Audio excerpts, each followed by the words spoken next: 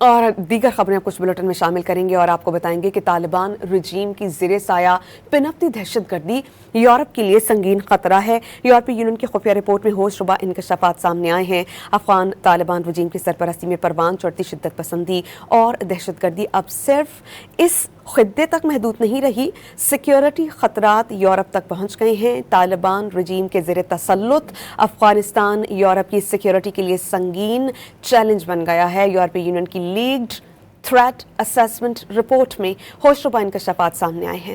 23 صفحات پر مشتمل رپورٹ کے مطابق افغانستان سے ابھرتے ہوئے سیکیورٹی خدشات کے پیش نظر یورپی یونین کو پرتشدد انتہا پسندی اور دہشت گردی کے سنگین مسائل کا سامنا ہے۔